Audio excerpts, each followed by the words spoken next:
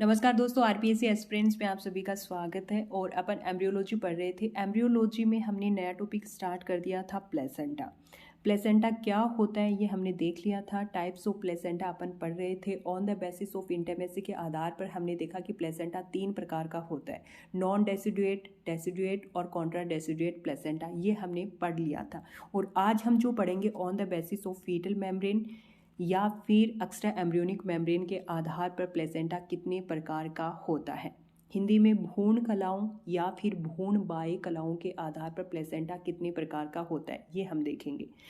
तो यहाँ fetal membrane या फिर एक्स्ट्रा एम्ब्रियोनिक मेम्ब्रेन के आधार पर जो प्लेसेंटा होता है वो 3 प्रकार का होता है। पहला देखो, yolk sac placenta. Yolk sac placenta को कोरियोविटेलाइन प्लेसेंटा भी कहा जाता है। क्यों कहा जाता है जब एक एक करके पढ़ेंगे तब देखेंगे। दूसरा है एलेंटोइक प्लेसेंटा, इसको कोरियो एलेंटोइक प्लेसेंटा भी कहा जाता है। तीसरा है कोरियोनिक प्लेसेंटा। और अब हम पढ़ेंगे yolk sac placenta. Yolk sac placenta में क्या होता है कि मेटाथीरिया या मार्सुपियल्स में कंगारू और ओपोसम आते हैं। कंगारू और ओपोसम में योग सैक प्लेसेंटा पाया जाता है। कौन सा प्लेसेंटा पाया जाता है? योग सैक प्लेसेंटा। किस किस में? कंगारू और ओपोसम। ये किस में आते हैं? मेटाथीरिया या फिर इनको मार्सुपियल्स भी कहा जाता है। ठीक है, अब देखो, योग सैक प्लेसेंटा को कोरियोविटेलाइन प्लेसेंटा भी कहा जाता है। अब ये क्यों कहा जाता है? ये योग सैक प्लेसेंटा है, इसके निर्माण में 2 फीटल मेम्ब्रेन या फिर 2 एक्स्ट्रा एम्ब्रियोनिक मेम्ब्रेन भाग लेती हैं। कौन कौन सी? पहली तो लेती है कोरियोन और दूसरी लेती है योग सैक। ठीक है, अब कोरियोन भाग लेती है इसलिए इसका नाम क्या रखा? कोरियो। और योग सैक भाग लेता है इसलिए इसको विटेलाइन। आप सबको पता है कि योग क्या है? पीतक, और पीतक के लिए हम विटेलाइन शब्द का भी इस्तेमाल करते हैं, इसलिए इसको कोरियो विटेलाइन प्लेसेंटा भी कहा जाता है। ठीक है, अब देखो, डायग्राम से समझने की कोशिश करो। ये क्या है? यूटेराइन वॉल है। क्या है? यूटेराइन वॉल है और ये आपको ऊपर की तरफ नजर आ रही है। ये क्या है? कोरियोन है। ठीक है, अब अंदर की तरफ ये क्या है? एम्ब्रियो है और एम्ब्रियो के ऊपर एमनियोन का कवर है। देखो ये क्या है? एमनियोन है। यहाँ पर जो एलेंटोइस होता है वो छोटा यानी रिड्यूस्ड होता है। एलेंटोइस रिड्यूस्ड होता है और कोरियोन और योग सैक क्या होते हैं? आकार में बड़े होते हैं। आपको नजर आ रहा है ये ब्लास्टोसिस्ट के नीचे वाले भाग से विकसित योग सैक आकार में बड़ा होता है। नजर आ रहा है? आप सबको पता है कि ब्लास्टोसिस्ट से एम्ब्रियो और एम्ब्रियो से क्या बनता है? फीटस बनता है। तो ये देख लो कि ब्लास्टोसिस्ट के नीचे वाले भाग से क्या विकसित होता है? योग सैक विकसित होता है। और आपको नजर ही आ रहा है काफी बड़ा है ये। और ये जो योग सैन है ये किसके सीधे संपर्क में है? कोरियोन के सीधे संपर्क में है। ठीक है, यानी सामने स्थित है। और ये जो एलेंटोइस है ये आकार में छोटा नजर आ रहा है। आपको देख लो यहाँ पर ये छोटा नजर आ रहा है। छोटा है यानी यहाँ पर ये कैसा होता है? रिड्यूस्ड होता है। रिड्यूस्ड होने की वजह से ये एलेंटोइस कभी भी कोरियोन के संपर्क में नहीं आता है।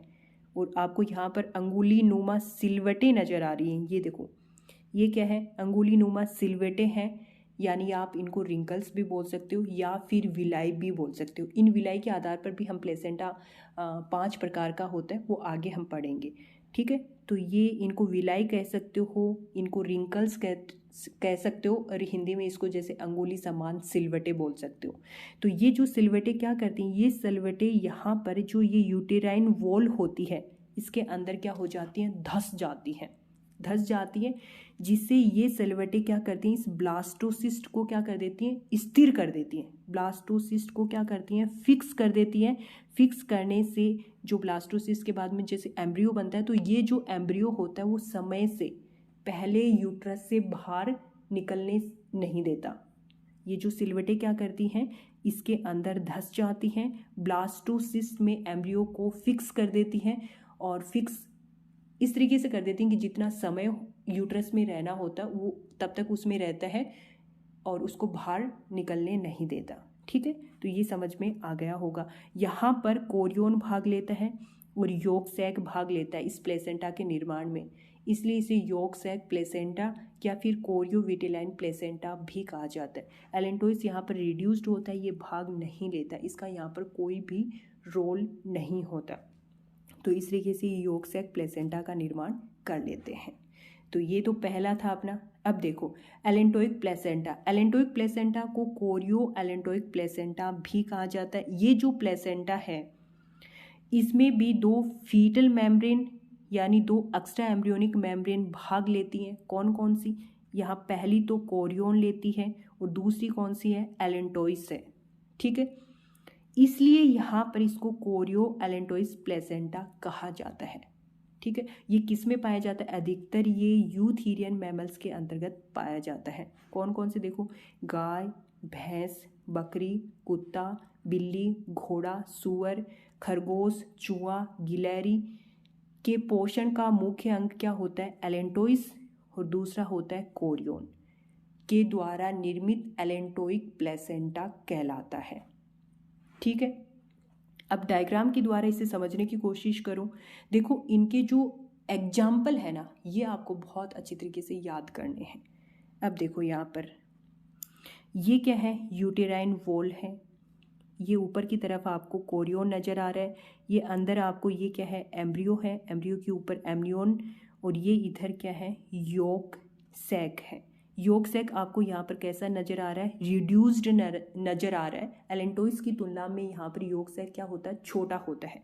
एलेंटोइस यहाँ पर काफ़ी बड़ा होता है और एम्ब्रियो के नीचे वाले भाग से निकला हुआ होता है। ठीक है ना, एम्ब्रियो के नीचे की, ये क्या है? एम्ब्रियो है, और एम्ब्रियो के नीचे की तरफ से ही तो एलेंटोइस निकला हुआ है। अब ये एलेंटोइस बढ़ करके ये जो भ्रूण वाली गुहा होती है ना, उसमें क्या करता है? फैल जाता है। अब ये जो एलेंटोइस है ये अंदर की तरफ, ये जो एलेंटोइस है ये वाला, ठीक है, ये एलेंटोइस है, ये अंदर की तरफ तो एंडोडर्म के स्तर से घिरा हुआ होता है और बाहर की तरफ ये मीजोडर्म का स्तर होता है। अब ये जो मीजोडर्म वाला स्तर होता है ना, वो यहाँ पर क्या करता है? फैल जाता है। फैल कर के जो ये कोरियोन है, इस कोरियोन के मीजोडर्म वाले स्तर से क्या करता है? जुड़ जाता है, संलग्न हो जाता है। इस तरीके से ये कोरियोन एलेंटोइस प्लेसेंटा का क्या करता है? निर्माण करता है। ठीक है, तो ये आपको ध्यान रखना है। अब एक चीज़ और नज़र आ रही है, देखो ये क्या है? यूटेराइन वॉल है, और ये आपको मान लीजिए कि ये आपका क्या है? फीटस है, ये वाला पार्ट फीटस है। तो यूटेराइन वॉल और फीटस के बीच में यहाँ पर कोई भी संबंध नहीं होता, तो इसलिए ये जो प्लेसेंटा ये किस में आता है? नॉन डेसिडुएट प्लेसेंटा के अंतर्गत आता है। मैंने बताया था नॉन डेसिडुएट में क्या होता है? यूट्रस और फीटस के बीच कोई भी संबंध नहीं होता। संबंध नहीं होता इसका मतलब यूट्रस डैमेज भी नहीं होता। डैमेज नहीं होता इसका मतलब ब्लीडिंग भी नहीं होती। और इस तरीके का जो प्लेसेंटा है वो किस में आता है? नॉन डेसिडुअस प्लेसेंटा के अंतर्गत आता है। ये इंटीमेसी के आधार पर हमने पढ़ा था पहले। तो ये जो एलेंटोइस प्लेसेंटा है ये किस में आएगा? ये नॉन डेसिडुएट प्लेसेंटा के अंतर्गत आता है। एलेंटोइक प्लेसेंटा को कोरियो एलेंटोइक प्लेसेंटा भी कहा जाता है। क्यों कहा जाता है? ये सारी चीज़ें मैंने आपको बता दी हैं। अगला देखो कोरियोनिक प्लेसेंटा। ये जो कोरियोनिक प्लेसेंटा है नाम से ही पता चल रहा है यहाँ पर सिर्फ और सिर्फ कोरियोन वाला भाग प्लेसेंटा बनाने में भाग लेता है। ठीक है, इसलिए इस प्लेसेंटा को कोरियोन प्लेसेंटा कहा जाता है। ये जो प्लेसेंटा है ये डेसिडुएट प्लेसेंटा के अंतर्गत भी आता है। कहने का मतलब है ये क्या है? इधर जैसे फीटस है और ये इधर क्या है? यूटेराइन वॉल है, तो इनके बीच में संबंध होता है। ठीक है, संबंध होता है इसका मतलब यूट्रस क्या होगा? डैमेज होगा, डैमेज होगा तो ब्लीडिंग भी होगी। ठीक है, इस तरीके का जो प्लेसेंटा है ये मनुष्य, कपियों और बंदरों में भी पाया जाता है। यहाँ पर सिर्फ और सिर्फ कौन सा भाग लेता है? कोरियोन वाला भाग ही भाग लेता है। यहाँ पे जो एलेंटोइस है, यॉर्क सैक है, वो रिड्यूस्ड होती है। ठीक है, आगे पढ़ो। यहाँ पर एलेंटोइस छोटा होकर जो एम्ब्लिकल कोड में पड़ा रहता है, कोरियोन तक नहीं पहुँच पाता। एम्ब्लिकल कोड तो बताया था। देखो ये इस तरीके से मान लीजिए ये क्या है? ये इस तरीके से फीटस है और फीटस का ये निकला है एम्ब्लिकल कोड निकला हुआ है। तो इस एम्बिलिकल कॉर्ड में ही जो एलेंटोइस होता है वो क्या करता है, पड़ा रहता है। इसलिए ये जो ऊपर की तरफ मान लीजिए ये क्या है, कोरियन है, तो ये कोरियन तक क्या करता है, नहीं पहुंच पाता है। ठीक है, इसलिए जो कोरियोनिक प्लेसेंटा के निर्माण में सिर्फ और सिर्फ कौन भाग लेता है, कोरियन भाग लेता है। ठीक है, नीचे पढ़ो। लेकिन इसकी मीजोडर्म और रुधिर वाहिनियां कोरियन तक फैल जाती हैं, जिसके विलाई संगत गर्भाशय परतों में प्रवेश करके कोरियोनिक प्लेसेंटा का क्या करती है, निर्माण करती है। एलेंटोइस तो पड़ा रहता है, लेकिन कुछ जो मीजोडर्म वाला स्तर होता है वो कोरियन तक पहुंच जाता है। फिर कोरियन जो विलाई होती है, विलाई किसको बोल रही है, रिंकल जैसी स्ट्रक्चर, अभी बताया था ना, जो रिंकल जैसी स्ट्रक्चर होती है वो गर्भाशय परतों में क्या करती है, धंस जाती हैं और इस तरीके से कोरियन का क्या कर देती है, निर्माण कर देती है। यहाँ पर कोरियन वाला स्तर ही भाग लेता है, इसलिए इसको कोरियोनिक प्लेसेंटा भी कहा जाता है। तो ये तो था अपना फीटल मेम्ब्रेन के आधार पर, एक्स्ट्रा एम्ब्रियोनिक मेम्ब्रेन के आधार पर ये 3 प्रकार का प्लेसेंटा। अब देखो, on the basis of distribution of villi, यानी अंकुरों के वितरण के आधार पर प्लेसेंटा कितने प्रकार का होता है, 5 प्रकार का होता है। तो देखो, डिफ्यूज्ड यानी विस्तृत प्रकार का प्लेसेंटा, इस प्लेसेंटा में क्या होता है कि जो विलाई होती हैं यानी जो अंकुर होते हैं वो पूरे प्लेसेंटा पर समान रूप से क्या होते हैं, वितरित होते हैं। ये आपको नजर आ रही है, इस तरीके से पूरे प्लेसेंटा पर समान रूप से वितरित होते हैं, तो वो डिफ्यूज्ड टाइप का प्लेसेंटा कहलाता है। एग्जाम्पल देखो, सूअर, घोड़ा, गधा और लीमर। तो इनमें डिस्ट्रीब्यूशन ऑफ विलाई के आधार पर कौन सा प्लेसेंटा पाया जाता है, डिफ्यूज्ड टाइप का प्लेसेंटा। हिंदी में आप इसे कहोगे विस्तृत प्रकार का प्लेसेंटा। ठीक है, तो ये देख लो, ये एलेंटो और कोरियन के पूरे तल पर बिखरे हुए होते, तो कोरियन ऊपर की तरफ और एलेंटो नीचे की तरफ, और इसमें ये समान रूप से क्या करते हैं, बिखरे हुए होते हैं। इसी तरीके से याद रखोगी, संपूर्ण प्लेसेंटा पर विलाई है वो समान रूप से क्या होती है, वितरित होती है। तो ये तो पहला था। दूसरा है अपना बीजपत्री। बीजपत्री दलीय या कोटिलिडनरी, इस टाइप के प्लेसेंटा में क्या होता है कि ये मान लीजिए ये यहाँ पर जो विलाई होती है वो गुच्छों के रूप में पाई जाती हैं, इस तरीके समूह के रूप में पाई जाती हैं, इस तरीके से।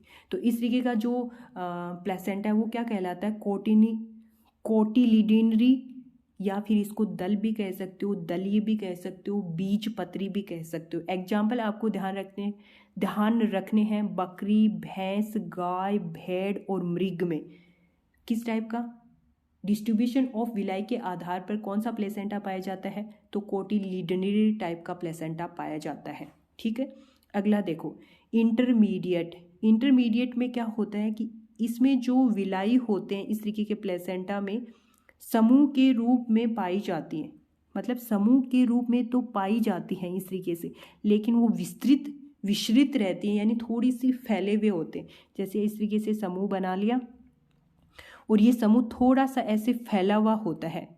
ठीक है, क्योंकि ऊपर वाले में तो क्या था, कोटिलिडनरी में इस तरीके से समूह में पाई जाती थी।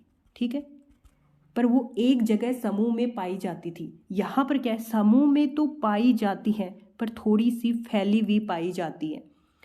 तो देखो, विलाई दलों में विन्यासित होने के साथ साथ बिखरे हुए रहते हैं, यानी विलाई समूह के रूप में विस्तृत होती हैं, समूह में तो पाई जाती है पर थोड़ी सी फैली हुई होती हैं, विस्तृत होती हैं।